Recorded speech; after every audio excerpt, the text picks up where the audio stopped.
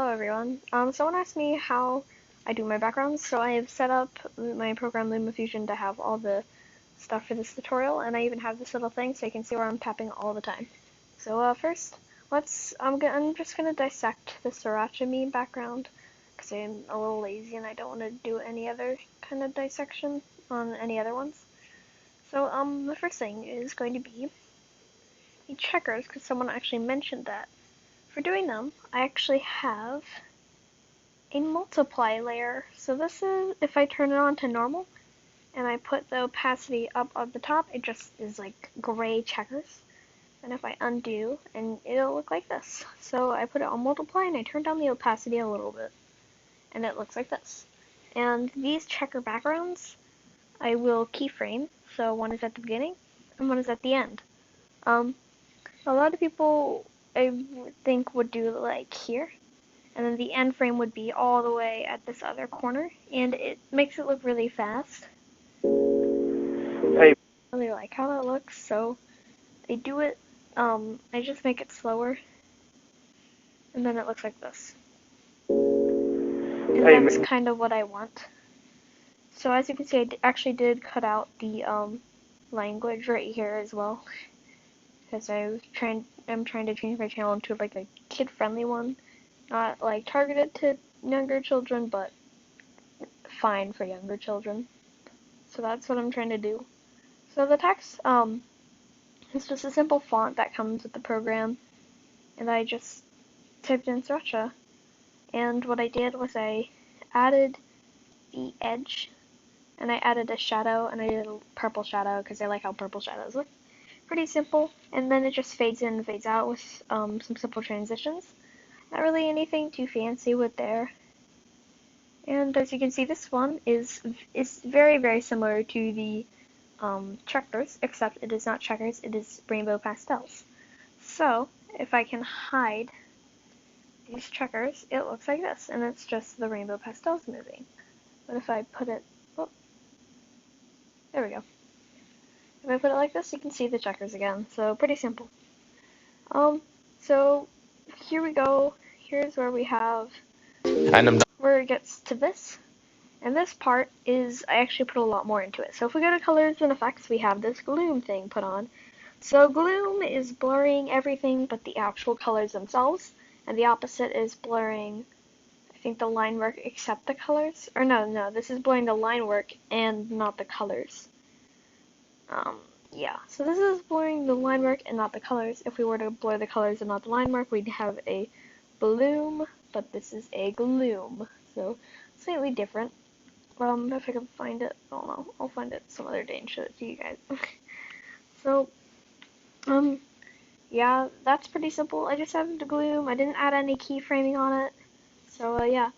And what I did was I added a transition, and then I just changed the hue, and I changed the contrast a lot each time, and it would just fade into like a new contrast levels. This is pretty simple as well, keyframing.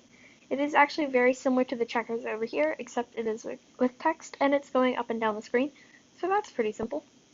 Now this part is just, if we split this part, just make this the only thing on here, it is a She's bossy, but she threw it. Oh, you hella. So, it's a spinning star. Without it, the background looks like this. She's bossy, but she threw it. Oh, you hella saucy. Did you stew it? Wonder what a. Simple. Here we go. And here's the star. And it looks like that. And actually it's pretty synced with the first part there, but then it gets off sync because it changes.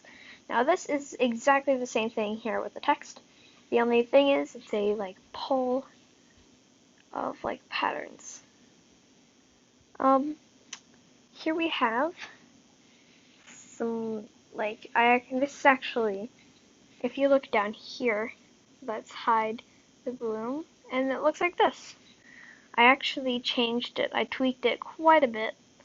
I tweaked it a lot. I tweaked the colors quite a bit, and then it looked like this. And I think it looks better. And this is without the gloom, with the gloom, without the gloom, with the gloom. So it blurs the lines and not the color.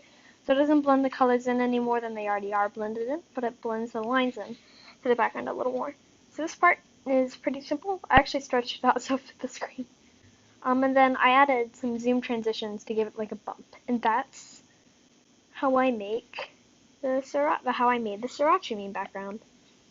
If you want a sequel, just go onto your favorite background video I have made and kind of make a tutorial on how you did this, and I'll do that. Sure, this can be a series. And them dollars made my spidey sense a ring, ring. And that booty on that thought. So it's pretty simple. So I'll probably do a more in-depth tutorial on the effects themselves. This is just me dissecting the background. If you want to see how the star is, I just actually, if you look down over here where the star is flashing, you can see where it says rotation, and then if I bring it right here, you can see where it starts, and then it stops, and it stops like this, or it just rotates. So as you can see where I was flashing that dot earlier, you can see how it moves as I move the timeline. Pretty simple.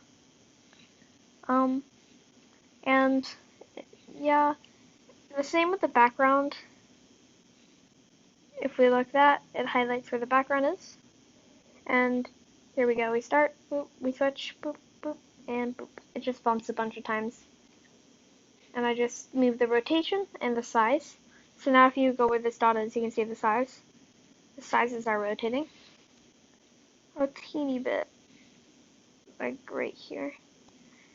It becomes bigger, smaller, same size, smaller, bigger, smaller, bigger, and that actually corresponds.